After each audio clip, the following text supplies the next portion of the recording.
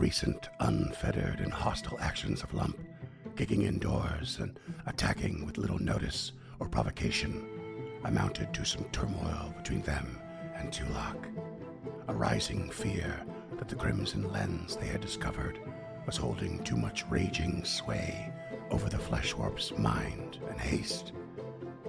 Putting aside their differences for the moment, they spoke to the Caligni custodian named Dulak.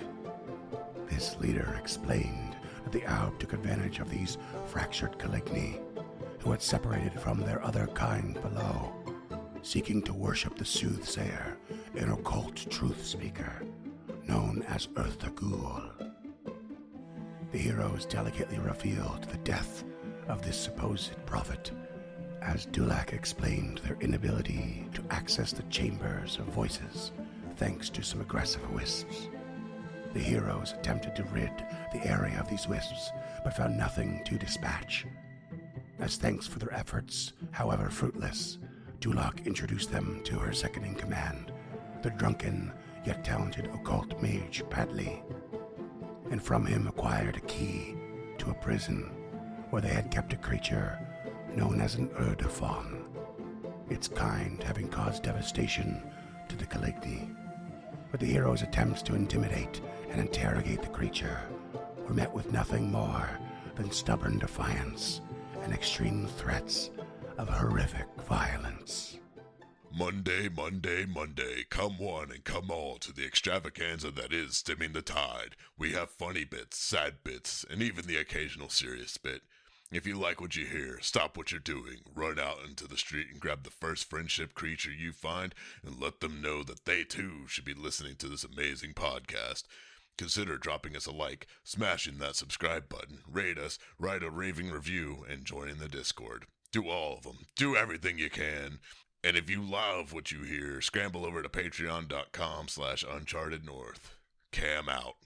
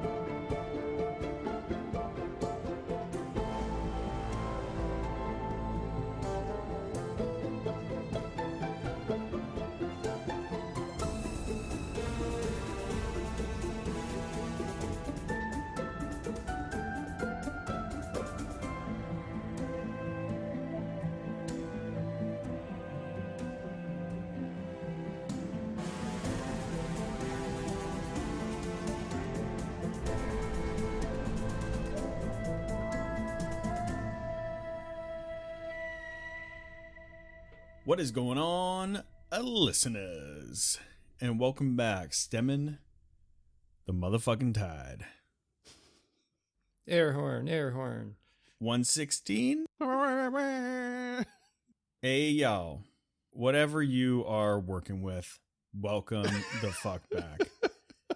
You little freaks. always with the freaks. Yeah, well, you know what? They've Scotty stuck with us has this gotten long. aggressive. It's a term of pure endearment.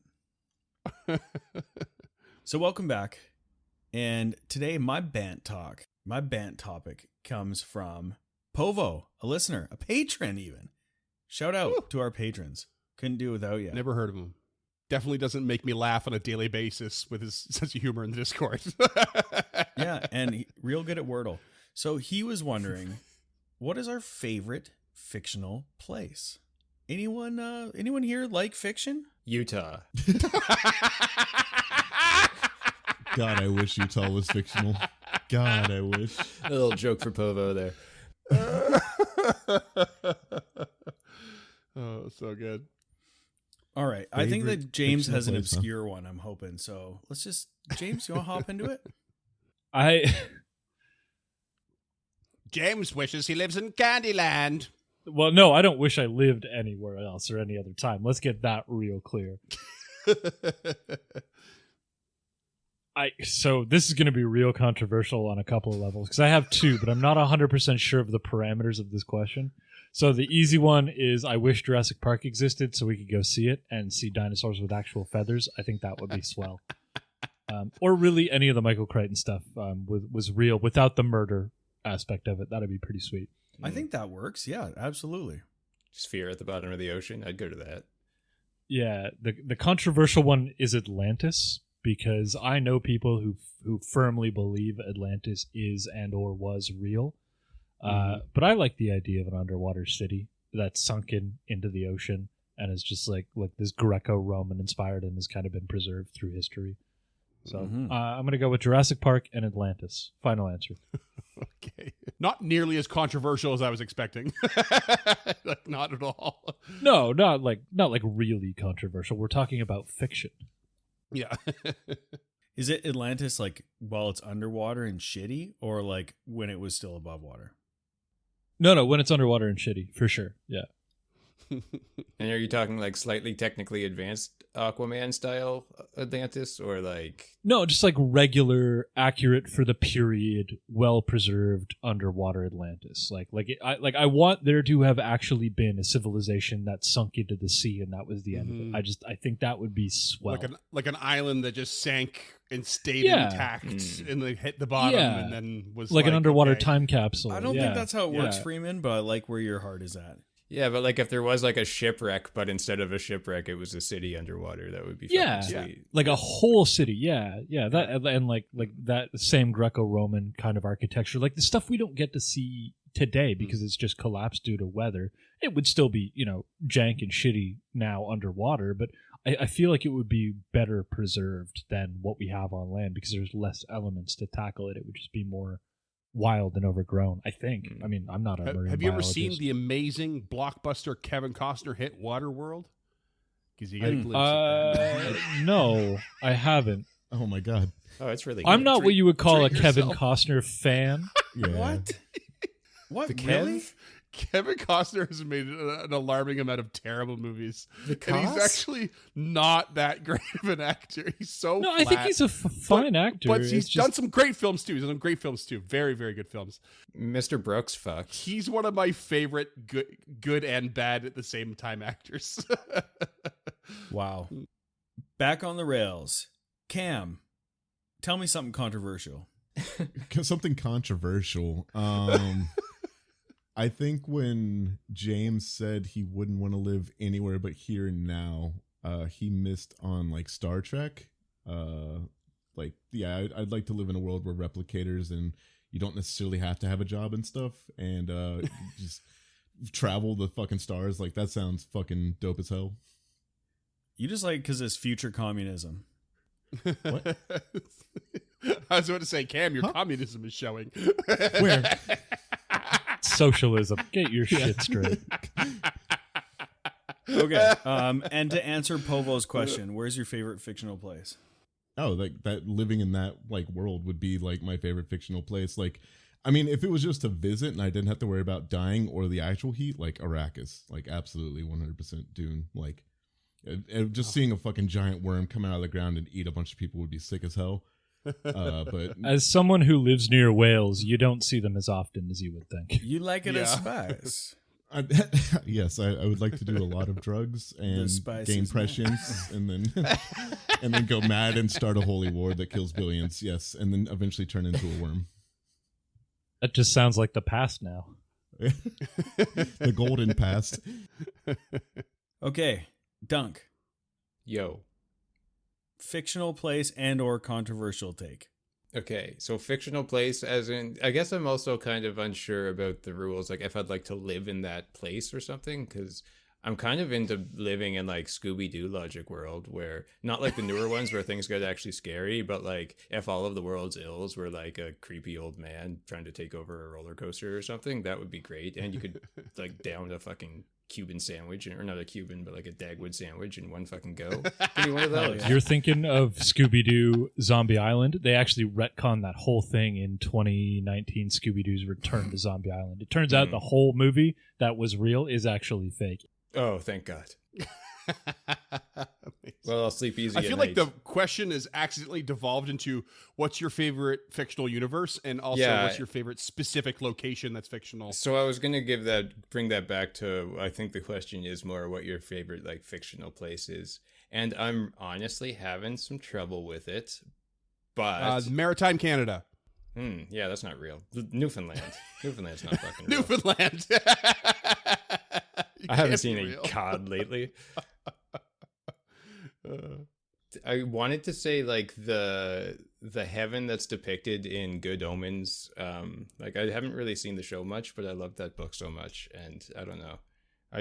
I would love to visit what I saw in my head for that like war between heaven and hell, because it's probably better than the show. I got a better fucking budget than Jeff Bezos. In terms of imagination, absolutely. The show is really good, though. For what It is. it's worth. It's really true to the source material in a way that I Yeah. wasn't prepared for. Yeah. Season 2 is kind of obviously, but season 1 worth a watch. Cool. All right. Sweet. We like that. Freeman, we're running long on Bant, so you get 1, maybe 2. I have 1, surprisingly, instead of my usual 5 or 6. Is it only And I because I think told you could only have 1? No, I literally been listening to all this and like thinking about, like, I mean, I have lots of favorite, like, I guess places and books and whatever, but like I'm kind of with Duncan. I'm like, would I want to be there? Is it cool? I think it's cool from the outside in, or do I, or do I just want to be there? And I'm going with, do I want to be there? And I think it might be even something that you've thought of, Scott, or at least at the very least, I think you would also love to be there. Tell me. And it is the Shire. Oh, get that tin whistle out. Even before I said Middle Earth, Shire just popped into my head like I was It's the fucking Shire. being tortured. And It is paradise. That's what it is. Mm. Where you are not bothered by anything in the wide world other than your neighbors.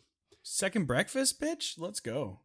Yeah, food aplenty, you have second breakfast, and you work moderately hard. 11 C's, and you have fun, and you drink ale, and you eat yourself fat. Yeah, it's hard to really describe how calming that opening scene of the first Lord of the Rings is when you're in the Shire. And It's just wonderful, so yeah. fucking perfect. And the end of those books too, like to return there, and you get there by the end of that narrative, and it is still untouched. Not that it was ever not in danger; it was, but it's so far removed and untouched and pure, and it's wonderful. That's not true. So Yeah, that's not true. That's at all. not true at all in the books. it's well, okay, well, it's. Yeah, no, fair. It's not true in the books. It is. It is in the movies. Sorry, I misspoke. Yeah. I misspoke. In the films, it is. Yeah, in the books, it's not. Okay. I misspoke. I like that. Also, I could fuck with little Rivendell would be a good time when it before 100 years before this whole fucking One Ring bullshit. And I that'd be imagine the pretty Elven tight. Undying Lands are pretty awesome. And you know what? Just because I've been playing this game a lot lately, and I know I wouldn't want to live there because it's really fucked up. But getting all fucking kitted up in Cyberpunk and going to be in Night City and killing a bunch of fucking gonks, that sounds pretty tight too. Shout out! I would hate Night Cyberpunk 2077. That game's tight as fuck. All right. We've left off with you in this small little makeshift prison in this Erdofan warrior screaming at you and threatening you after Lump tried to coerce it, tried to intimidate it. Raphael has absconded from the room and any interaction in this room. And this thing is chains at full chains at full length from the wall, pulling against it and screaming in your face, threatening to drink the blood of all of you. Lump, what do you do? Taut, thank you. Yes. Chains taut. Putting their tensile strength to the limit. It's only as strong as the weakest link.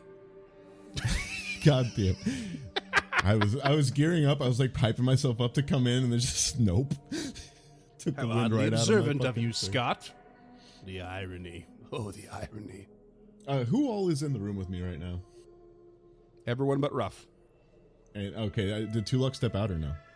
Nope. Oh, I thought he stepped out. He's getting his hands dirty. No, he closed the door and glared harder. Yeah. Gave the Erdefon the old stink eye. But yeah, Lump, realizing that is the most they're going to get out of this creature, will peer down at their translucent skin, find their heart, and drive the rapier through it. Ooh. Roll me critical hit damage. Just for funsies. This thing's going to explode. Like, they explode when they die. But yeah, they do. Yeah, they turn into 18 points of damage. Okay, you drive it through to its organs, and you hit that heart, and it slumps down, convulsing, arms shaking, trying to push forward, but its body just fighting against its mind. And you can see it starting to just gush blood. The arteries pumping. It is starting to die in front of your eyes. And maybe Tulok, your brain goes, oh shit, oh shit, oh shit, oh shit. This thing's gonna explode. Tulok opens the door and steps out. And warns everyone? Bye, Tulok. I know they explode, but Nick hasn't seen one before. Exactly. Come with, or this won't end well. But you'd think that the woman would know too. Dulok. Not necessarily. They haven't killed a single one of them? You don't know the relationship other than that these things have been killing them. Run. And we also can't confirm that. We're just taking her at her word for that. So that's why Russ left. Because he's not just taking her at her word. Just leaving Dulok in there. Good luck. Yeah, see ya. Okay. Everyone piles out of the room and shuts the door. Do you all wait for the sound or you just move on? Tulok turns to Dulok. It's so weird to say. I believe we've sealed this alliance in blood. Show us the way to go. Smoke just starts leaching out from under the door. Yeah. Well, that's literally it, actually, because like it's not actually an explosion. It's like they decay, and this foul-smelling gas just releases from their body, so it starts to seep under the door a little bit. You can smell it, and it does like void damage. It's like really nasty. So Dulok, with a bit of a look of like relief and awesome, thanks for doing that kind of attitude, leads the way back into the sort of congregated room where everyone's kind of chilled out again and is meditating after realizing that the wisps are no longer to that northern area. And I want to say, if anyone is going to be like, hey, how come Tulok is cool with just killing prisoners like that? Think about all those unconscious people Tulok stabbed. I don't think That's why I anyone's didn't ask. thinking why. I think we all know. You've been trying to pump the brakes on Lump here recently, which is fine. But we all know how you are with killing prisoners. Yeah, the Overton window has shifted a bit since Gilda's passing, unfortunately. Shout out hypocrisy. Let's go. Dulok walks you into this room and towards the northwestern door and stops at a certain point in the wall, and then just pushes her hand on a certain spot and depresses a hidden switch, which opens a secret door on the wall. Actually, can I stop you one more time? Just to not to belabor this point. But I just want to point out the difference between Tulok killing prisoners and undead things, which I understand how that's incredibly morally wrong. Trying to save your ass here? No. Not trying to save my ass. I just want to point out the difference between that and what is going on with Lump, just so we can kind of get behind the driver's seat of Tulok. Oh, okay. Real quick then, I'd like to hop in here for just a second. One of my anathemas is letting people live oppressed. I am supposed to liberate people. So I saw an oppressor and I killed them. Understood. And if you remember, I totally agreed with that and said yes. So I have no problem with that. I think Tulok's issue is while he was doing all these murders of unconscious and prisoner people, it was because he thought it was making the party more safe. And he was mad because he thought that Lump rushing in made the party less safe. So I just want to clarify that and not try to be like, ooh, I'm all high and mighty. And It was the hot-headedness, not necessarily the intention. yeah, because it's a little hypocritical of Tulok. There's some philosophy fun. Good times. No. All right, you've interjected and clarified. Thank you, Scoot. So yeah, Dulok opens this secret door, leads to a very long 5-foot hallway that leads to the west. Oh my god, longest 5-foot hallway ever. It's pretty long. It's one of the longer ones. Yeah, and it leads to a spiral staircase that leads down. Before you start venturing through, which you are now, Dulok pauses at the door and says to you, "Through here and down, you will meet some more of our kind. I must come with you to see you pass safely. And Galudu leads these other Caligni. However, I must warn you, it is tremendously more dangerous down there. I do not know how she will receive you or what she will ask of you. I'm not even sure why you might want to speak with her.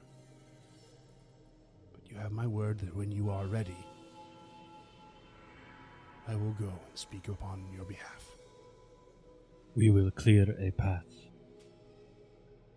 and return for you. But let us leave you with this gift. And he'll pull out a full 7 days worth of rations and proffer it to her. I know that your people are hungry and the chul eggs are hard to come by. Perhaps this will sustain you for a time. And Tulok pulls out another full ration. And she very humbly and graciously accepts. "Thank you. You know not what this means to us." In my headcanon, that's when an hour ticks and translate wears off. So she's just like talking and he's like, yeah. And Lump is starting to ask, like, what's further down the hallway over?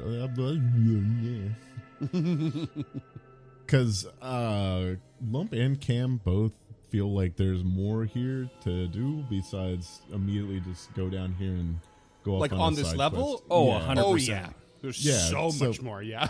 So we're yeah, not- there's Lump is like, oh, okay, downstairs. Wait, hold on. Turn around, go back. Everyone back. Yeah. Everyone Yeah. back. But if you'll remember, downstairs is where the level up is. I'm less We just concerned walk with the down the level up stairs, than y'all are. level up and go back upstairs and Yeah. be fine. Freeman gets it. Video game logic at its finest. There should be a big green exclamation mark built into the ground. Just leeching global XP off of the bottom level. It's a good question, though, to kind of just slightly recap on the recent situations. What do any of you have, or any of your characters have a purpose to go down and talk to Galudu that you can think of? I'm curious, and really, this is just like, this is an opportunity to know there's a somewhat safe passage down to the next level. That's what's been presented to you. But is there anything beyond that comes to mind as to why you would? Down is down, and that's where Belcora is, so that's where the Sheik is going. Yeah, down is good. Is there any but reason to meet Galudu and the other Caligni in your characters' minds? Galudu is fun to say, but that's about it. Yeah, I'd rather go down here because there was a door there, if I remember correctly. Yeah, actually, I didn't. I don't think I mentioned it because things kind of happened fast, and it was a couple episodes ago, I think. But that door you just pinged, Cam, is a stout iron-bounded door. It is barred from the side you are on. This stout iron-bound door swings open to the north. It used to be barred from the north, but and they would have told you this, or she would have told you this. But after Huglu sneaked in, the Calignes blocked the southern side with rubble for additional security. So you won't be able to go through this door unless you can get to the other side and clear the rubble. Okay. Yeah. Before it wears off, could we have asked how the fuck to get around? Or do we just need to go all the way around? Oh yeah, I'm not too worried about the translate thing. I think it's fine. Yeah, I think it's fine. Ultimately, they do speak Sakroth as well. So if it wears off, whoever speaks Sakroth, which I'm sure. No one does. That's why we cast it. That's okay. Shit, I keep forgetting. Yeah, it's fine. Yeah, they will basically tell you that they don't know. Other than that, they believe that the lake continues over and around. Yeah. Danger door or lake, right? That's what we got. Danger door or lake. There is a path to the south of the lake where it looks like it's a couple of feet wide that hooks around that corner. Yeah, that's what they mean. Is like they know that the lake goes that way, and they believe it leads south, but they've not been themselves. That where we're going then? I mean, there doesn't seem to be much else to go except for either, like you said, danger door or follow the lake around. Yeah, so Tulok wishes them farewell, and they continue out. Okay. Once they all reach... She gives you more and more thanks for the food. And actually, let me give you some reward here, too, for being so generous. She quickly goes back to her quarters and comes back with some 13 gold pieces. Whoever wants to put this in their inventory. 13 gold, 50 silver. And just because Tulok did most of the talking, I will throw into your inventory a piece of onyx. That's worth 100 gold. Or, sorry, 50 pieces of onyx worth a total of 100 gold. Damn. A moderate healing potion. 4 of them, actually. And a potion of bark skin. Not sure if it's even valuable to you, but there it is. What level is it heightened to? Or is it just level 1? Anyone else can have that. And everyone else should have a potion. Cure mod. Okay. So everyone take... I just reduced 2 locks down to 1. Everyone... Actually, no. Sorry, I'll figure it out for you because I know it's a bit weird with inventory stuff. I don't really want one just because I have heals and medicine, and y'all would more likely need it to get me back up rather than me getting it back. Okay, so either Nick Gage or Ruff can have it. It's Barkskin level 2, which has been renamed to Oaken Resilience, by the way. So it's the lowest level. It gives you resistance 2 to bludgeoning and piercing, and weakness 3 to 5. Or to fire, sorry. Weakness 3 to 5.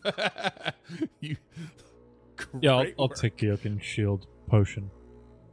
Okay, I'll send that to Oaken Shield potion. There's your accidental Lord of the Rings reference from James. Mm-hmm. Loved it. Loved. Okay, I'm also giving you one potion moderate, James, and I'll give one to Nick as well. Yeah. Does it look like we're gonna need to swim here, or will we be able to follow the side? Oh, you'll have to swim, or take the boat if you like. What skill would it be to navigate this boat? I mean, it's just basic, probably athletics checks. Just oar it, to thrust it along with the oar. Nothing special. Freeman showing off his nautical knowledge. First oar it, and then thrust it along with the oar. Like a real East Coast boy. I know there's a port. You rowed the boat, by the way.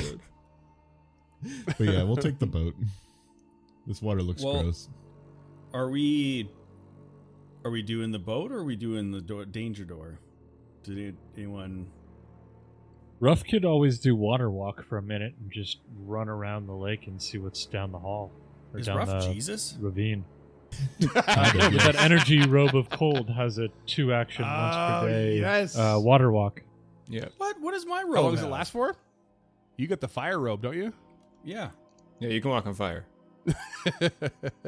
You can activate it and get a 30-foot status bonus to your speed for a minute. speed, It'll yeah. flame Shit. shoot out the behind you. Oh my You god. go full NBA blitz and just fucking. And you gain, we got fire resistance already, yeah. From downtown. They're wicked ropes. They're really cool.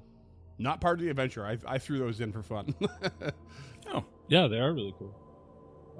So do we want to do that? Like Ruff activates water walk and does the stealth? Yeah, how long does it last? A minute, so he'd have to go pretty quickly. But, it's not going to take him a minute to walk. No, you can go pretty far in a minute. Yeah, Or even 30 he's, seconds. he's got tailwind, so that's 35 feet a second. Mm-hmm. Just a little tail going like crazy behind him. Yeah. I just, Tulok, yeah. as if you're going, should we roleplay this? Yeah, please. Okay. If you would like, I could activate this energy robe of cold. It has an ability where if I step on the water, it freezes below me. I think this is a limited effect, but perhaps I could at least scout a little bit around the edge of the ravine. What if something attacks you from the water? I could also cast mirror image on myself, or enlarge to make myself bigger or a harder target. I think the enlarge would have the opposite effect of making you a harder target, but if there is something that attacks you, you can run away and get back to us, and we can fight it here instead of in the water, that would be ideal. Tulok reaches down and touches Ruff on the head and casts invisibility on him. Be safe, my friend. Awesome. Okay. So he will use the ability to cast Water Walk. Okay. Love it. It's nothing Ruff, but the the invisible splish scout. splash of little pug feet. There we go. Hit the little pitter patter. Is it visible a condition that I can just... Yeah, I've thrown something on you. It's fine. He's got the zoomies. We don't really need to do it in Foundry. I know you're invisible. Okay. I just don't know what that adds to my stealth. Is because I want to be rolling stealth checks. It doesn't. Oh. It doesn't. Yeah, it doesn't give you a bonus. Yeah. Okay. So he will take the avoid notice exploration activity. Yeah. The way I look at the whole this situation in particular is like you're going to be walking on water, which is going to cause ripples, which are visually. He's walking on ice. Walking on ice, okay, even more visually strange. But that's also if something is bothering to look, doesn't make noise, probably a little bit. You can stealth for your footsteps, but maybe not for the sound of ice crackling. And it really just comes down to me setting a DC as the GM Okay. for that to be accomplished, yeah. So he goes the first 35 feet. Does he get attacked or notice No, anything? you step into the water, and like the first thing that really kind of catches your eye. I mean, you can already see it from the docks, but there are these 4 alcoves to the north, but they're 10 feet up from the water. But it's hard not to, especially in this place, to think: is there anything in those? Am I turning my back to something? That sort of will linger in your mind a little bit. Also, is there anything valuable up there? Who knows? You do notice along the way, too, now that you get closer to those alcoves, there are usable handholds to climb up for each one. Just throwing it out there. Okay. Bunk beds. Okay, so he goes the next 35 feet. Anything? Okay, so you come around the bend in the river, in the lake, the corner, or whatever you call it, and it goes very far south, like very far from your current position. We're looking at like 150 feet, or not more than 150 feet. It goes to the south, And somewhere about halfway, there is a little alcove to the east. All water the whole way down, though. No islands, no things to stand on, no banks. Okay, he's starting to run out of vision at this point because he's only got low light vision, and Lump's light isn't making it too far around the alcove, so he's going to head back. Okay, so you can't actually see how far it goes, but you get the sense that it goes for a while. Yeah, and he will return to the dock and let everybody know that we're best off with the boats. Very well. And Lump will motion everybody to get in and take up the oars. And I just think it'd be very, very cute for Ruff to be the rudder and steer us. I don't know why. These are 2-people rowboats, though. The scale seems fucky, but it looks like they should fit 4. I don't know what the scale We got is. 2 Are these 2 small creatures too, do we not? Yeah. You do have 2 small. I think you could squeeze 4 on with the small creatures on the one boat, but it's tight. 2 humans, a bearded dragon, and a pug will fit on a boat. Yeah. May affect buoyancy it's a little bit, but we'll be fine. 2 adults and 2 children, basically in a canoe, or slightly bigger canoe.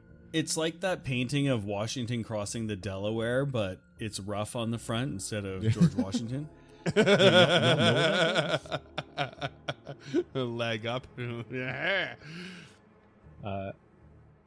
And Ruff will point out that there are handholds to climb up to these alcoves that he saw. Because just because it's gross, I kind of wanted to have Lump tie off on the dock and then just throw their intestines across the water and just try to tie like an anchor or something onto it, just throw over there and act as like a little crawling across instead. But never mind. We have boats. Let's do the boats. I've enabled the mounted module so you can all be mounted to the boat. Yeah. Oh shit! Ooh, we are cruising. Yeah, but I do want to just check each one of these as we go by. I got a 'Cause- nautical okay. theme, Pashmina Afghan. Ruff is going to take the scout action and draw his crossbow Avoid notice. Okay. and load it. As we bump up against the wall, Lump will climb. Okay, so you head to the nearest alcove and you go to climb. Roll me an athletics check, please. To climb using these handholds. What is the DC on this? Jesus Christ. It's not high. It's not, but it's, it's Okay, No. we're here to roll dice. here. We're here to roll dice, Cam. built. Shut It's up. built. We're here to roll dice, Cam. Oh God, it's a very 35. You may or may not have double crit that. Okay, I kind of had the feeling that was Just the saying. case. just saying you double crit it exactly on a double crit. Lump doesn't even climb, just leaps out of the boat onto the edge of the alcove. Okay, so you very quickly scale this 10-foot climb to this alcove, and you immediately see a body laying on the ground.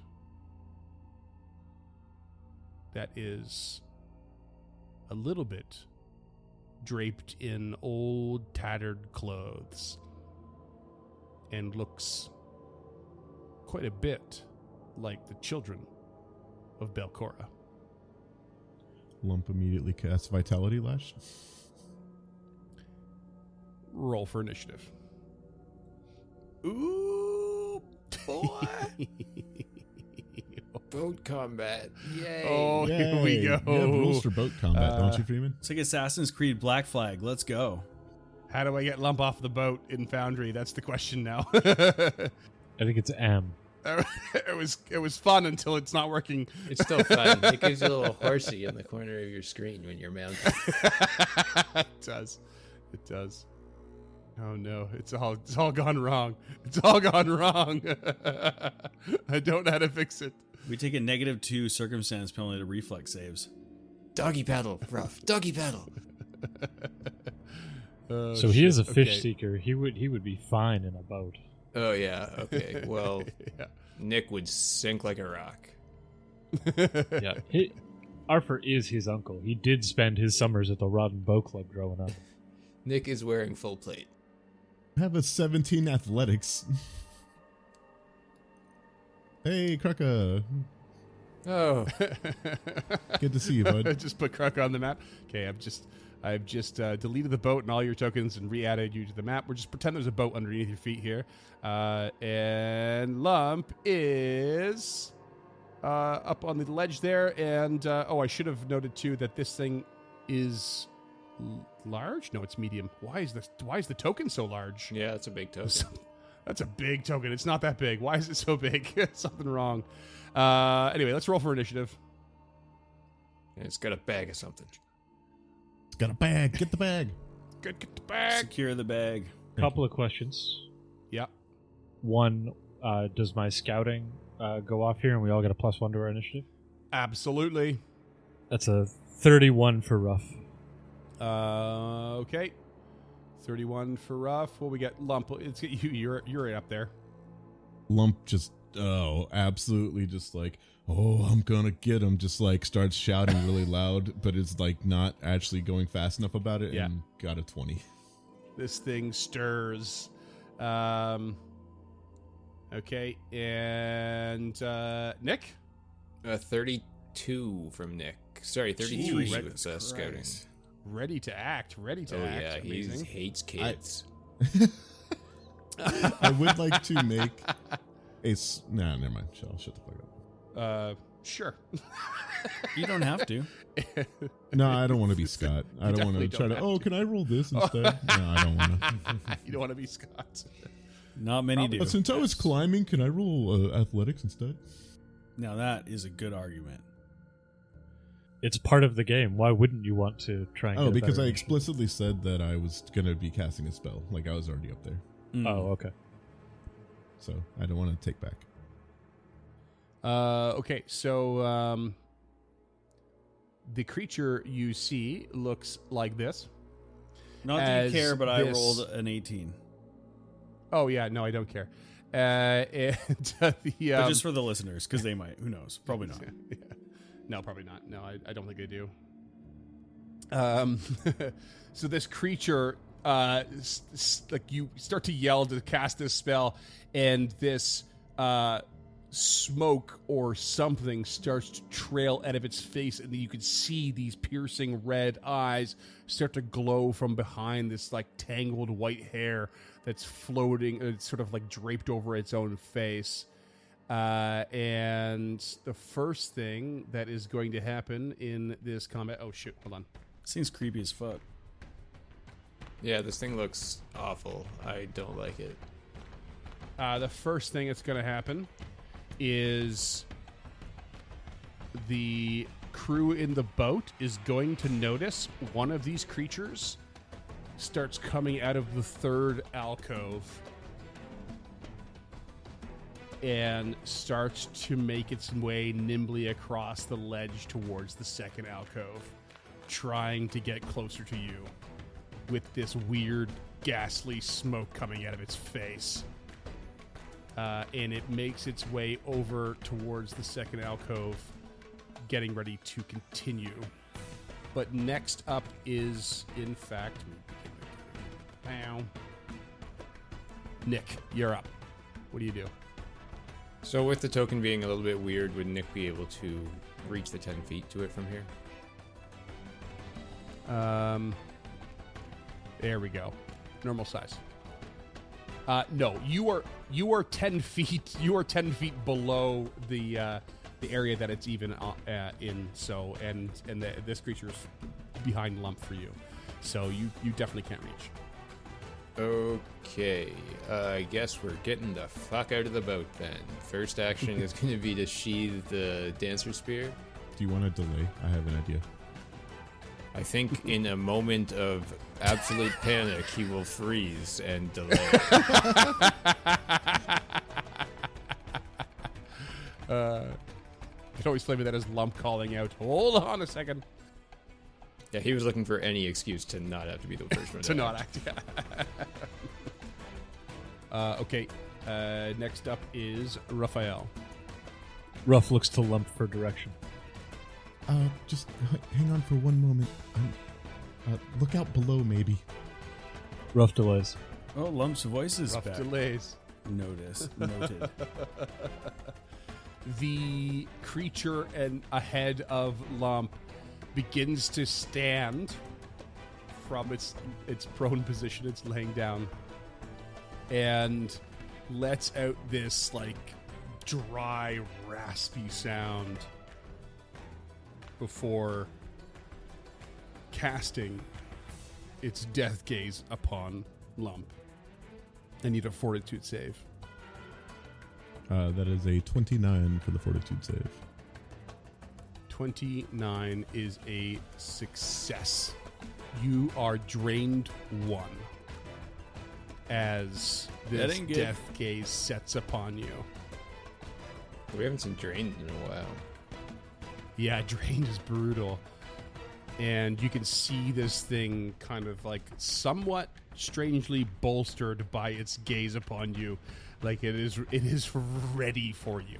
It is like you can see it. It's almost like this gaze is just sapping from you and adding to the power of this creature.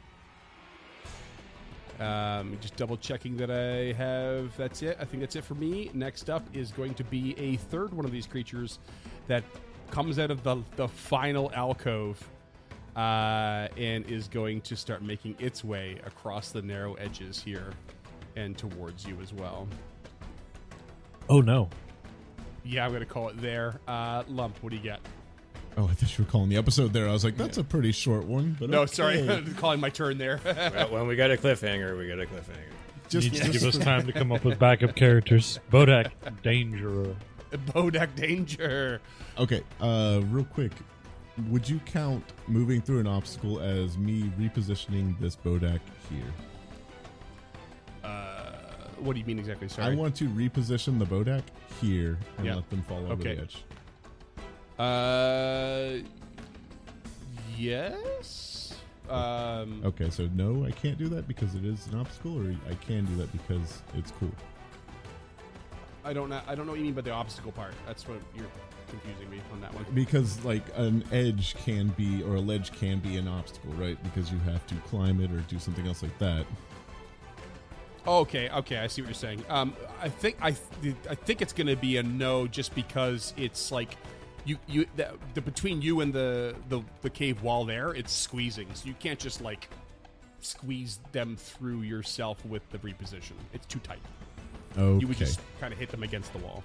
Good. If it was wider, I'd allow it. If it was wider, I'd allow it, but it's not wide. It's very narrow. Okay. What if I stepped back off with it and took it with me? Like fell off the ledge. Took it I with was me. wondering if you were gonna say that. Into the boat? The boat's just below. You're gonna smash into everybody. I'm thinking about it. One of us is wearing heavy armor, Yeah, me. and Ninakash, like, sink like a brick. Nick Kaj has an athletics of 17. Will not sink. Perfectly fine. Perfectly safe. Rough, I don't know. I don't know if you're trained in athletics. Is not, no.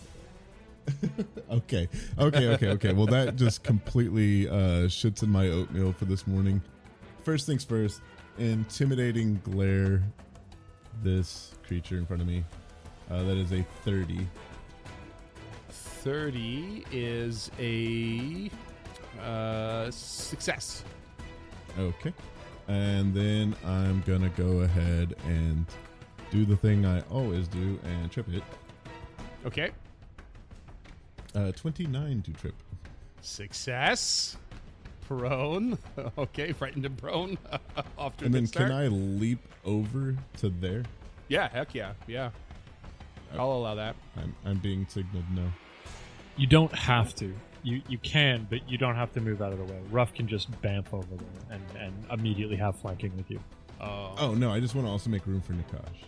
I don't think that... okay.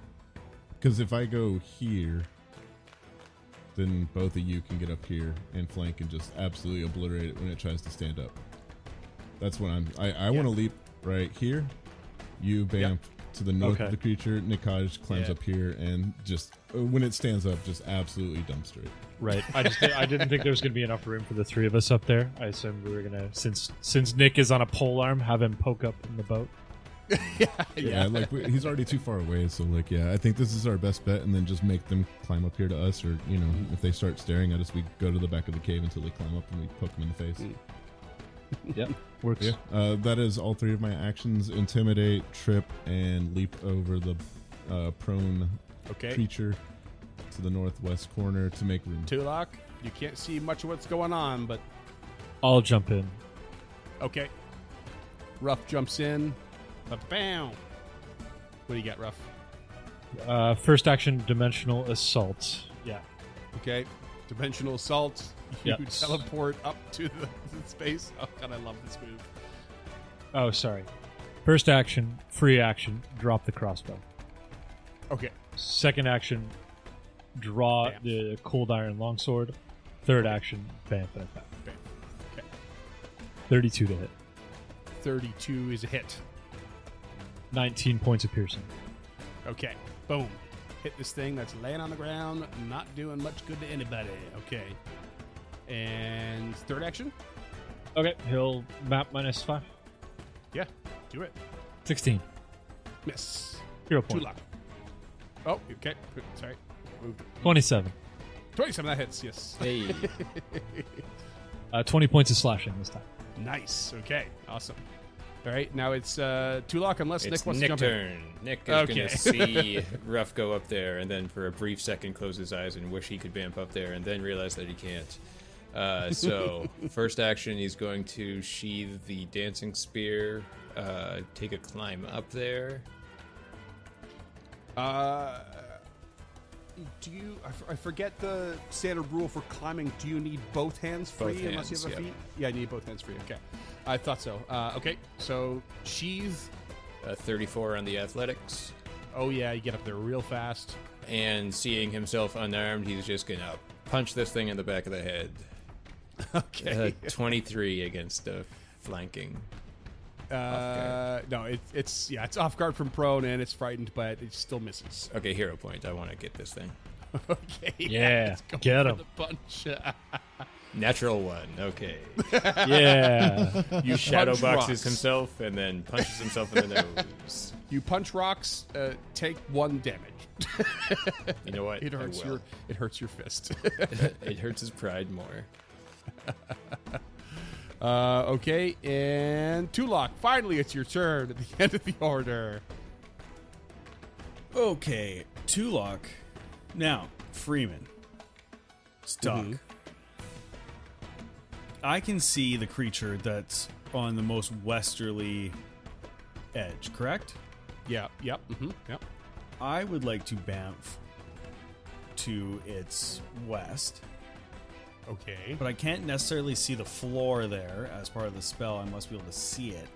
Can I just You like see the the edge area? of that alcove, sure. Yeah. Okay, so You can't I'm go gonna- into the alcove, but on the edge, yes. well, I was thinking that Like- can I bamf into the air above it and then just drop the 5 feet to the ground right Yep. right there. Yeah, that's fine. All for it. You using the old translocate? Translocate. And then once he arrives there, raises his hand. And once he's bamfed there, he raises his hand and says, Krucka, please. And casts Ring of the Ram, baby. Good fucking call. I can only go with one right now with the first. So basically, I'm fucked unless if he gets a success, he'll go 2.5 feet. So success or worse. No, he rounds down. He doesn't move unless it's a failure. Oh shit. Okay, so it's a failure or nothing. This is a fortitude save, right? Yep. Okay. I'm rolling it. Oh, I rolled really good. It's a 31. Oh, that's not a critical success. Okay, so it takes half damage. Okay. So it takes 4 damage and then doesn't move Okay. at all. So I'm kind of in a bad spot, but you know what? Such a good idea. Oh my I really wanted it to work, but here we go. Yeah, I definitely ran into that a few times where I started to have to like make sure I was doing a 2-action Ring of the Ram if I wanted to definitely be sure they were gonna move. Yeah. Oh shit! I you know what? Just for the novelty of the idea and the Krucker reference, I'll give you a hero point. I was gonna say, can I get a hero point Can I use a hero point so you fucking re-roll that or what? No. It's your rolls. You can only use them on. Well, I'll take the hero point because I'm probably gonna need it when this thing fucks me up next week. Yeah. Great turn. That's me, baby. All right. Shout out Krucka. Top of round 2, the creature, which has now been exposed as a Bodak, I won't reveal any more just yet, is going to cast its gaze upon Nick from its alcove over here as it's trying to climb over. And I need a fortitude save, please. Does that spell or ability have the manipulate action? Yeah, I was about Sure to ask doesn't. that. Yeah, well, Sure fuck. doesn't. It is a gaze. It is visual, death, and occult. Okay, 31 on the fortitude save. That is a success. Hell yeah. But you still become drained 1. What? Oh Doesn't yes. sound very successful at all. You don't want to know what failure is. Let me tell you. Okay, so just make sure I'm reading this right. Okay, and it begins to climb its way over again. Does that have the manipulate trait? Don't have your spear out, so it wouldn't provoke. Oh, right. Yeah, and it climbs its way over towards you and gets nice and close and up your goodies there, Nick. And is ready to attack, but that's going to be the end of its turn. And James used to ask a question in the chat. The answer is yes, you can avert your gaze. You have to spend an action to avert your gaze, but it gives you a bonus to the check, basically. Yeah. Or you can close your eyes and just go blind and not have to do the check at all. That's the gaze rules, as far as I remember. Next up is the creature that is prone, frightened, and flanked. And it is going to... Well, it's going to stand up. Ruffle hit it. Okay. Give me that sweet reactive strike. 23. That's a miss. And it is going to... It's going to pick a target at random, I think. Going to roll a... Let's see here. I'm not too into using my reaction on having that -3 to the strike, but sure. Do you have know other what, reactions you want to save, just in case? Like that's Well, that's there's the more important thing. As a dodge fighter. away, but I guess I don't really have anywhere to dodge to here, so Mm, yeah, I'll just punch him. I want to punch this kid. 37. that's a fucking crit. Nice. Good call, Cam. Holy shit. I know. 20 bludge to the back. Okay, of the head. 20 bludgeoning damage as you punch this thing as it's standing. It dodges out of Ruff's blade, and it just kind of moves into your fist. Ah, you little shit. But it's going to respond. Okay, I'm actually not going to respond randomly now. I'm going to punch you back. Standing up, fist attack, 30 to hit. That hits. You're going to take 17 damage. Some of it's bludgeoning, some of it is void damage, Okay. in case you have resistances. And it will go for a second swing for a 20 to hit. That misses. Not so great. Okay, and then that brings us to the Bodak next to Locke, No. I heard he wanted to skip this turn. which is going to death gaze you. Turn around and death gaze you. Give me a fortitude save. I avert my gaze. Just gives you the worst blue steel you've ever gotten in your life. Averting your gaze is a single action, not a reaction, so you cannot. You have to do it on your turn. Damn it, I wasn't listening. I see the gaze. I threw it in the chat. Or reading the chat. I was using Avert My Ears. I have other... Nice.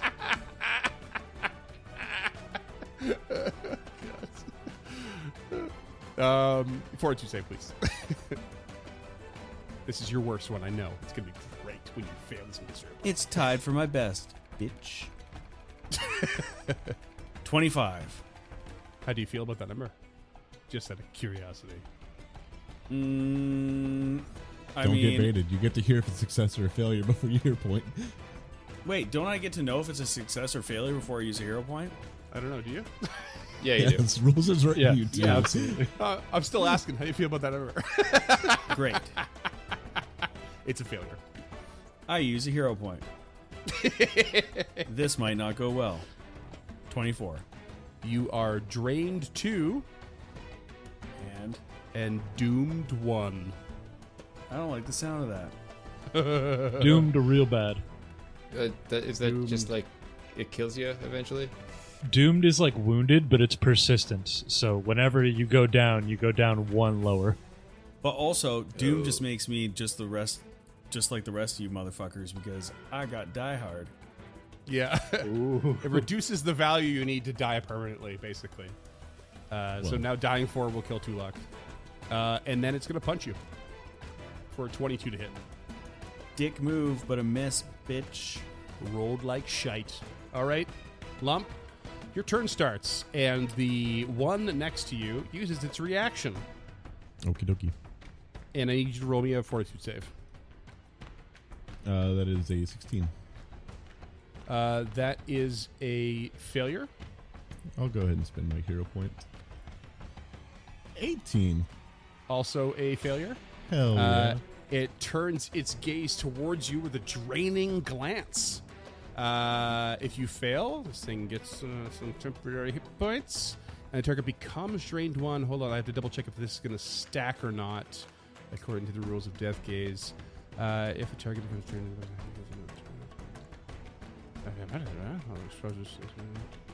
They don't ever stack.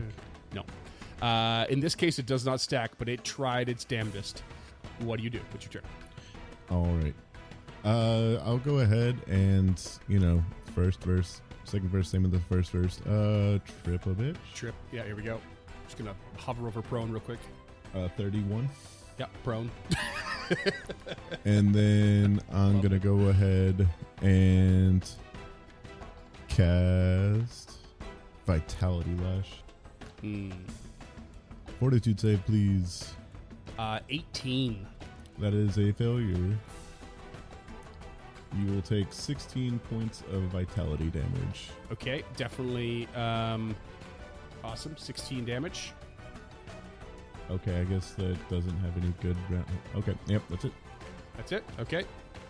That's you. Not a bad turn. Raphael, your turn starts, and the other Bodak uses its reaction to turn its gaze upon you. Can it see me? Can I have cover? Because I'm behind another Bodak in between the fucking wall. It's not launching an attack at you. It just needs to see you. Actually, it doesn't even need to see you. It needs to perceive you with its life sense. Oh, that sucks way harder. Yeah. So Fortitude save, please. 32. Oof. Very good. You succeed. You're good. Oh, okay, great. First actions were going to be recall knowledge. I don't see any other thing that I can do here, but since they're children of Belcora, can I do Lore Nimbleoth and or Abomination Vaults? No. In Okay. fact. Yeah. What would you like me to roll? Actually, wait. No, give me Nimbleoth. I'll let you do Nimbleoth, or it's religion. It's one of those two. 34. Okay. So yeah, these are Bodaks, but they are specifically empty death Bodaks. That's why I allowed it. While a living sentient humanoid is exposed to an extreme expression of supernatural evil, the experience can irrevocably damn the victim, crushing their mind and ripping out their soul in an appalling, unholy transformation that results in a creature that's anathema to life. The Bodak. The shreds of physicality that survive this absolute corruption serve only to enhance the humanoid's profoundly disturbing appearance. The Bodak's body is horrifically twisted, as though it's locked in a convulsion of agony and terror. Its desiccated and hairless flesh bears an otherworldly pearlescent sheen strung taut against a malformed skeleton that reduces its gait to a slow shamble. You can imagine the look of this creature. What is it you would like to know? I'll give you... So the lowest save is, in fact, Fortitude. Is there anything else you would like to know? I'll open the floor to my compatriots. Anything in particular we want to know? Well, we've seen the gazes and the glances. It definitely sounds like it's horny on main. I guess any immunity or weakness is what I would go for. Let's go with immunities then. Immunities are death effects, disease, paralyzed, poison, and unconscious. Second action. Shit. He's just gonna light it up. Second action, he'll do ignition. Okay. It's a 26 to hit with fire spell. Yes. With fire spell. 24 points of fire damage. Woo! Okay, great. Very good. Does that do persistent, or is that just on a crit? I think that's just on a Okay, crit. that's on a crit. Yeah, Cool. yeah. This is just a Yeah, cantrip. So You light this strange thing up. Yeah, very good. 24 damage. Sick. Nick. Nick, drained, feeling a little cornered, is going to first action draw his Dancer's Spear. Second action, take a swing at the Bodak to the left, to the west. 33 to hit. That hits. That'll be 12 piercing. Okay. 12 And then turning damage. his attention to the Bodak to the north that's still prone, correct? Mm-hmm. Yep. Okay, so an advantageous assault with the sweep trait on the rooting spear. Oh, he's going for the sweep. The sweep, and that's a 35 to hit. That's a crit. Oh, Nice. baby. Let's go. I was sitting here going like, why are you talking about on the left, you fool? Oh, here's why. Yeah, buddy. Killing it. 38 Fucking right. piercing. Plus clumsy 1. Plus immobilized. Plus immobilize. Yeah, I know the drill now. I don't like it, but I know it. nice. Some, ain't I a little stinker smirk from Nick, and that's a turn. That is a turn. Tulak, Lamp, Nirkash, they are immune to death, disease, paralyzed, poison, unconscious, and if you can, strike out at their constitution. Yeah, two lock in the back. What was that? Can you say it again? Bueller? Well, he needs to say it out loud specifically for Tulak. I can't hear you over all this doom in my ears. It's just bouncing off the cavern walls. Tulak, your turn starts. What would you like to do? So, Tulak is fucking rattled by this. Yep. And just kind of just hyperventilating, freaking the fuck out at this thing, just like seeing his own impending doom, and just cast Fly. And is going Okay. to move 30 or 25 feet away. And that's Okay. it. That's it. Okay. Okay. Top of the order is the Bodak next to Nirkaj, old Nicky boy, who is going to cast its Death Gaze upon you again. Fortitude save, please. That sounds like something it would do. 32. Success. Your drained increases by 1, and it's going to punch you. 37 to hit. So as a reaction, he's going to use dodge away. It's still going to hit, but that makes it not a crit. Ooh, tight. 16 bludgeoning and void damage. Okay. Next up is the one that is prone and immobilized, and clumsy, and it's no longer frightened. I can remove that, But it will be. but it will be. And oh my god, what can this thing even do in this position? It could still cast its gaze upon someone, which it will do to Raphael. Give me a fortitude save, please. Ooh. 25. That is a fail.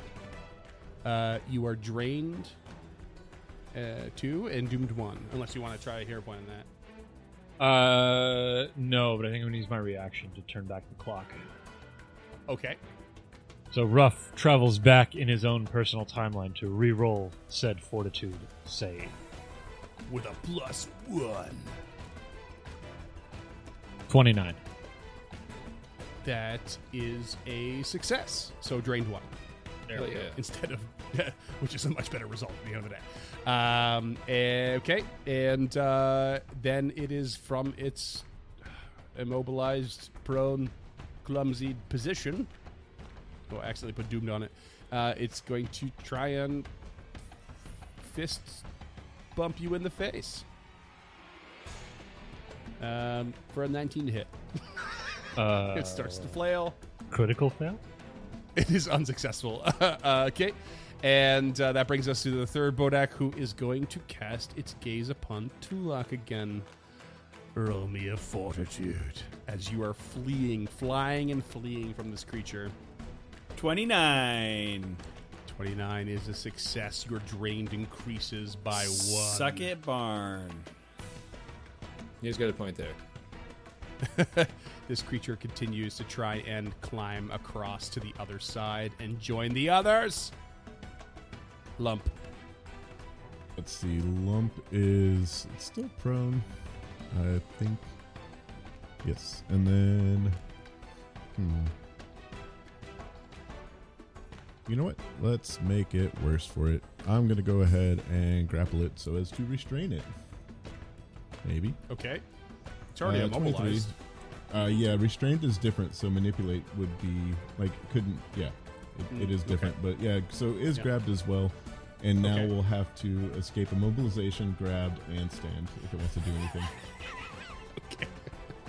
And So- then anything else? Yeah, and then I'll go ahead and raise my shield, Okay. and we'll go ahead and arm becomes a silver morning star and bash it over the head. Okay. That How is many a hands do you natural- have? I have the shield. And Oh, you're I can't holding grab it. then. Yeah, the grab, let Yeah. go. That's fine. Grab will let go. And Morning Okay. Star will become a 32. Just like Lump's like, no, this is stupid. And bash it in the head. That is a natural 20 for a 32. Of course, Nice. of course, you're going with your natural 20. Oh, I lame. had already committed. Like when you were the one that asked. I Like, see how it is. I see how it is. that's 30 points of bludgeoning damage. Okay. Amazing. Big ol' Yep. hit. Holy shit. I Okay. still have not gotten my critical specialization. That is War Priests. Yeah, I see why people complain. Desperately wishing you had it now. Yes. There's a reason I mean- came back as a Magus. Yeah, I mean, like, it is a club, so all I could do is, like, push it 5 feet, but I could, like, push it to the edge for funsies. Right. Yeah. I don't know. Can Okay, you push it if it's and- restrained? Well, it's immobilized by like roots in the ground, so it's not even I don't know. immobilized by. Yeah, I don't know. Yeah, I don't know. They're magical roots. Who We'll knows? burn Didn't that. We'll happen. burn that bridge when we come to it. Raphael, you're up. How's this thing looking? Terrible. Ugly. Falling apart. I'm Absolutely. guessing falling one apart. hit point. I'm guessing one hit. Yeah, he'll just throw out a strike and see what happens. It's a miss. Throw out another strike. That's also a miss. Final action. He's going to avert his gaze. 223s. Gaze averted. Nick. Nick's averting his gaze for different reasons right now. Just embarrassment over that. Okay, and just sorry, going back real quick. I would have done this. It's kind of a minor thing, but roll me a fortitude save, rough, because it would have used its reaction when your turn started. Boo. I can't increase your drain, but I can still gain something out of this. So Right. That's a 32 on the die with a +2 for avert gaze is a 34. Damn. okay, you are good. Nick, what do you got? Nick, back to the old drawing board, I guess. He's gonna go with an intimidating strike on the one to the west of him. Okay. Oh, So, intimidating strike. Okay, Crit, nice. crit. Come on. Please, please, Even I'm rooting for you. please. 35. hit, not a crit. Yeah. So you will take 18 piercing and be frightened 1. And frightened 1. Okay, very And good. then second action will be an advantageous assault on that nearly dead for, I don't know if the first time, probably not, child on the ground. Real quick, Definitely Freeman, on did this you creature. Freeman, did you make a will save on that frightened falling off? Because Nikaj also has dread rune. Oh no, I never did. I didn't realize that. I forgot about that. That's a dread rune. Okay. Red runes are sweet. What's the DC? I Good. passed it. Don't worry about it. It's 34. There's no way it's 34. Good call, though. Good call. Okay, and then third action, he's going to do an advantageous assault. 35. That's a crit. Describe your kill. So seeing this thing pinned and rooted to the ground and just having like he hit that other one with an intimidating strike, but it still looked scary enough to scare him a little, so he just kind of takes solace in driving the spear down on this like helpless creature and it actually just dying under him. So he takes a second to breathe with the spear in him Amazing. and then gets back up to fight the other ones. Perfect. I love the idea of that like intimidating strike and then just this flourish. It's like wow, and Yeah. just such a heroic moment, even if it's all fake bravado. Tulok, you're up, flying away in fear like a coward. Rude. I mean, you are. That's true. Okay. Tulok will use one action to fly 0 feet to essentially hover. Mm-hmm. Okay, Tulok will use a fly movement of 0 to essentially hover. And you know what? I've cast way too many spells today, so I am going to go back to a telekinetic projectile at the most leftern creature here. The one that keeps gazing at you. Send a stone. Actually, I'm going to not hover. I'm going to send the stone first, okay? 23 to Okay. hit. 23 misses. Okay. Now I will move 25 feet to the east. Okay. Tulok is having a hard time contributing to this combat. I don't mean shade on that one, but it is like, holy shit. I know, it's really tough because all I want to do is put a skeletal giant behind this fucker and then push him Yeah. into the water, but then I would have fallen into the water and then we both would have been in Right. the water together. So I'm grasping at straws. Okay. Next up is the Bodak next to Nick, who has been frightened and is going to step its way into the flanking position. Smart. Okay. What brave creature. Stepping into Welcome the kill to the kill pocket. pocket. And is going to Freeman, you can't step in. Oh, because of the body there. By the way, so yeah, go for it. Provokes. Sweet. But it provokes from Nick, not from Ruff. Yeah. That was a only- 27 to hit. That hits. 17 piercing. Okay. And it's going to go ahead and return a frightening thing onto you, Nick, with the death gaze. Fortitude save, please. Natural 20 for a 33. Okie dokie. That, I believe, means you are, in fact, unaffected. It does. Congratulations. And next up is going to be the other Bodak, which is going to make its way over to the position that previous one was in. And it is going to do the same thing. Death gaze upon you, Nick. Wow. Another fortitude. A non-natural 20. Just 20. A modified Oh, no. 20. Yeah, that's bad.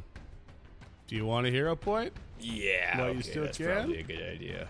Hero pointed up for a 21. Oh no. That's the same result. We love incremental success. You become drained 4 in total now, and doomed 1. That's a lot of draining. He does not Yep. have a lot of HP. Oh boy. Lump, what do you got? Lump's arm shifts into a whip and is going to trip one between Ruff and Nikaj. Yep, it becomes prone. 31. You've been nailing those. Holy crap. All right, and then is going to trip. It's so Yep, good. That's all I'm good at. All right, it's all I got. And then is gonna go ahead and trip the one next to Nikaj to the west. That is a 5 on the die for a 19. That has to fail. It's a fail, I'm yeah. sure. All right, is it a critical fail? No. Okay, then. Well, I don't have any more hero points because you hate me and don't ever give me any. But yeah, that's my turn. All right, Ruff, what do you got? This rhyme begins to form over the darkened longsword blade as he uses his first 2 actions to spell strike with Ray of Frost. Okay. Lay it on me. That is a natural 1 and a hero point. Oh, boy. That's a 28 to hit. That hits. Okay. So that's 16 points slashing and Yep. 13 points of cold. Okay, not too shabby. You are a striker. I love it. Last action, he will enter Arcane Cascade. Okay. Nick. Nick is going to strike out in an attempted positioning assault on the one to the west with a 33 to hit, That hits. and is going to get positioned 5 feet into the water. Oh, shit. Okay, Nice. you're going to reposition. You rolled an attack roll for that. Should it not be in a... Or is you... A positioning assault. I rolled an attack. I'm sorry, what? God damn it. Yeah, I've done that one before. I did it against the Gug. Oh, I don't remember. I missed that in my brain. My brain space missed it. Okay, you... God damn it. You strike out with your weapon and dump this Bodak into the water with a splash. Amazing. Bye. Yeah, perfect. Have a hero point. You earned it, I think. Sure. Thank you. Crap. And then third action will be an advantageous assault against this the prone one with a 28. So good. That hits. Holy crap, you might actually finish this combat. 20. I thought it was going to piercing. be much longer. Okay, 20 damage. Wicked. 2 luck. Can you finally add something to this whole debacle? Definitely not. The confidence. Hey, the confidence. Fuck it. I'm just gonna telekinetic projectile is dum dum. Hell yeah. And that is going to be a 23 to hit. That's a miss. It is. It is a miss. Yeah. And I just begin to fly towards the other shore. 20 feet. Just for the record, I critically failed my will save on the frightened for this one, so it's still frightened. So even part of frightened still missed. just saying. Okay, top of the order is this creature, which is going to cast its gaze at Ruff. Fortitude save, please. That's a 29. That is a success, which means your drain condition increases again to 2. And I think this thing will... Oh, it's going to stand up. So get your reactor strikes on. Hey, 25. Hold on, I'm trying to remember. There's a thing here. It is a miss because it actually considers the AC after the stand succeeds because I haven't left a square. This was like one of those rules we were talking about the other day, Cam. It's kind of a weird one, but Yeah, Yeah, that's a that's miss. fair. And rough. Rough is 21 to hit, so miss. Okay, also a miss. The other one is somewhere in the water. Lump. What do you want to do? Yeah. Oh, wait, hold on. Let me roll another will save for this fear. 26 against your dread DC. Where do I find what that dread DC is? It is 23. 23. Okay. Frighten falls off. What do you got, Lump? Oh, sorry, it's 20. It's 20. 20. Just before I rely. Yeah. All right. So I'm gonna go ahead and try to trip. That is a 5 on the die for a 24. Nope. I assumed not. I'll try again with the map -5. And oh, that's a critical failure as I roll a 2 for a 16, and I fall prone, and then I'll use my last action to stand back up. That's my turn. Oh no. Nice. Lump just whips it. Falls on their butt. Rough, what do you got? First action will be to use a focus spell called Force Fang. So Oh, yes. this is Ruff's other way of doing force damage.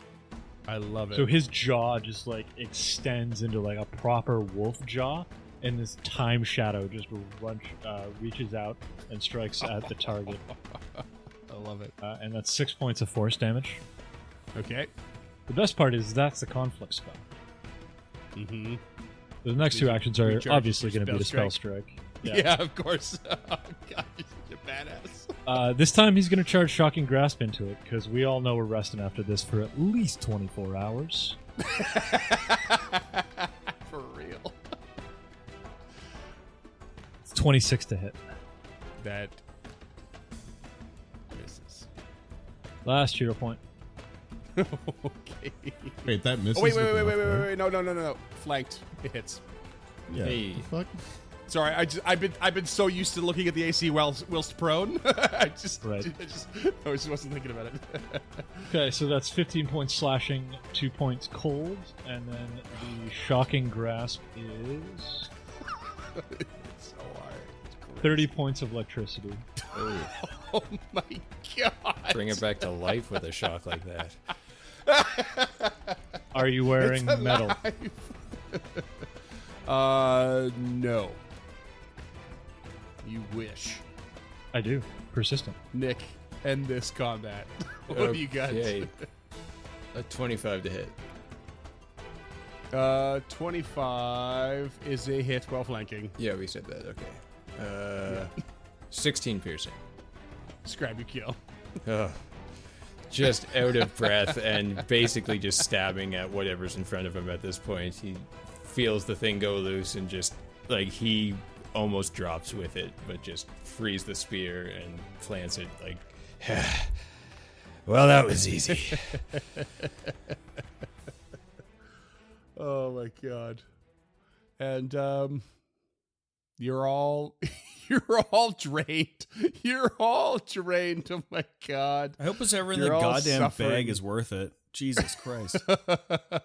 You're all suffering the effects of drained. And yes, there is a bag that we alluded to earlier. There is in this particular alcove a bag of treasure, which we will get to in the next episode, because we're gonna call it here. Because come on.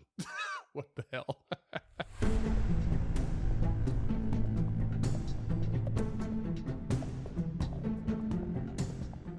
Stemming the Tide is an actual play podcast of the Adventure Path Abomination Vaults and is produced by the Uncharted North Network. Stemming the Tide uses trademarks and/or copyrights owned by Paizo Inc., used under Paizo's community use policy. We are expressly prohibited from charging you to use or access this content. Stemming the Tide is not published, endorsed, or specifically approved by Paizo. For more information about Paizo Inc. and Paizo products, visit paizo.com. Music is composed by Will Savino and artwork by Greyhood.